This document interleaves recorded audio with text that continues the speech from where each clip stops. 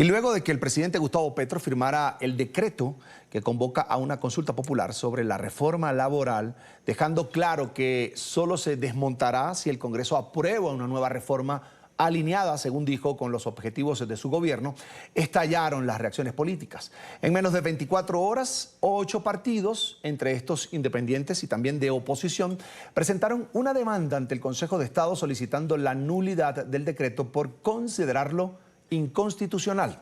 El anuncio presidencial coincide con la conmoción por un atentado político, el de Miguel Uribe, un contraste que no ha pasado desapercibido y que ha encendido aún más las tensiones dentro del Congreso de la República. Precisamente allí se encuentra nuestra periodista Catherine Leal con toda la información. Catherine, buena tarde.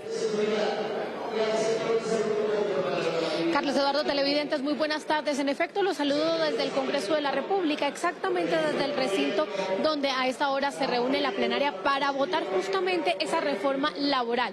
Una reforma laboral que, hay que decirlo, se había hundido en la Comisión Séptima, pero que luego se revivió a través de una apelación. Sin embargo, al gobierno pareciera que no le sirve que hoy aquí haya consensos, que ya se haya aprobado más del 80% del articulado, y en medio de esa discusión, pues es que se firma este decretazo. ¿Por qué se habla de decretazo, Carlos Eduardo? Porque aquí la plenaria del Senado, como lo establece la Constitución y la ley, había decidido darle concepto no favorable a la consulta popular presentada por el gobierno de Gustavo Petro. Entonces, lo que se ha señalado es que esta consulta no solamente estaría vulnerando el poder legislativo, es decir, la decisión que se había tomado aquí en la plenaria del Senado, sino que además se estaría burlando de la rama judicial, pues al no hacer caso incluso del Consejo de Estado, quien también ha señalado que lo que pasó aquí ese 14 de mayo, cuando se le dijo no a la consulta popular, pues es completamente válido. El presidente insiste, habla de consulta popular. Aquí incluso ya hay 2 más proyectos de consulta popular que tienen que ser votados y discutidos, pero además el presidente ya empieza a subir el tono y a hablar de constituyente. Como usted lo decía, un mandatario que no está escuchando, pero que tampoco está escuchando al Congreso, que hoy está buscando consensos para aprobar una reforma laboral. He firmado el decreto que convoca a la consulta popular. Solo se derogará antes de las urnas y los puntos que se le preguntan al pueblo para que exprese su orden constituyente sean respondidos positivamente por el Congreso, poder constituido legítimo para discutir leyes. Enviamos el decreto de la consulta popular a la Corte Constitucional. Pero Carlos Eduardo, como también usted lo mencionaba, ya son 8 los partidos que se han unido a otro grupo más de demandas anunciadas en contra de este decretazo. Ellos están alegando de que el presidente Gustavo Petro pues está vulnerando la separación de poderes. Señalan además lo que les mencionaba hace un momento, que el Consejo de Estado también reconoció la discusión que se dio aquí. Incluso dice, si el presidente no hubiera dado por hundido esta consulta popular, ¿cómo se atreve entonces a presentar nuevamente el proyecto? Son varias las inconsistencias. Lo cierto es que aquí la unidad nacional de la que tanto hablaba Gustavo Petro sí se está configurando, pero en este caso una unidad que va en oposición a lo que está tratando de hacer Gustavo Petro y que quiere centrarse en lo principal, que es seguir pidiendo por la vida y la recuperación de Miguel Uribe, pero en lo segundo más importante es la defensa de la democracia.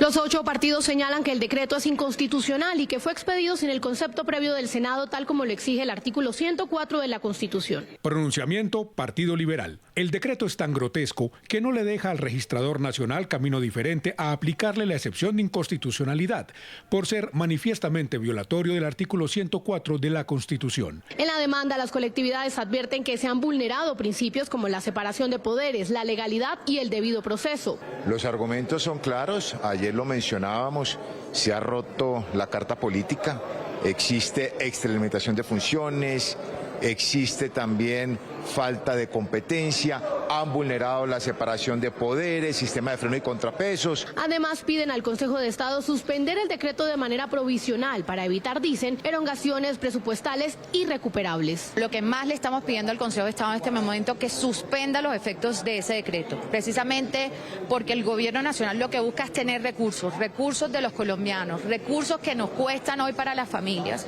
para poder hacer una campaña anticipada como ya quedó evidenciado. Además de la demanda, los partidos anunciaron que interpondrán denuncias ante la Comisión de Acusación y la Fiscalía General, reafirmando así su compromiso con la defensa de la democracia y el Estado de Derecho. Pues mire, Carlos Eduardo, hay que decir otra cosa, y es que el Congreso de la República ha dicho que esta plenaria, que es donde se vota la consulta popular, pero donde hoy se está discutiendo la reforma laboral, pues no se va a prestar para hablar de ese decretazo. Advierten que tienen un compromiso con el país y es sacar adelante este proyecto, que como les decía en un principio, pues ya tiene más de un 80% de acuerdo. Hay unos artículos difíciles, pero se están buscando consensos entre los partidos. Curiosamente, el Pacto Histórico, partido de gobierno, quien presentó esta reforma, quien pidió, luego de que se hundió vía apelación, que se reviviera, hoy le está diciendo que no a este proyecto. Y la pregunta que se hacen entonces aquí al interior del recinto es, ¿qué es lo que busca el gobierno de Gustavo Petro? Si estamos tratando de ahorrarnos cerca de $1 billón de lo que cuesta la consulta popular aprobando este proyecto, pareciera que el único camino entonces para el gobierno sigue siendo esa consulta popular, hoy bajo decreto o decretazo, pero también las dos que hacen fila a la espera de ser tramitadas aquí en la plenaria del Senado. Vamos a ver qué pasa, Carlos Eduardo, pero por ahora esto es lo que ocurre aquí en la plenaria del Senado. Estamos al centro de Bogotá, capital de Colombia. Catherine, gracias como siempre por un completo reporte de lo que pasa dentro del Congreso de la República.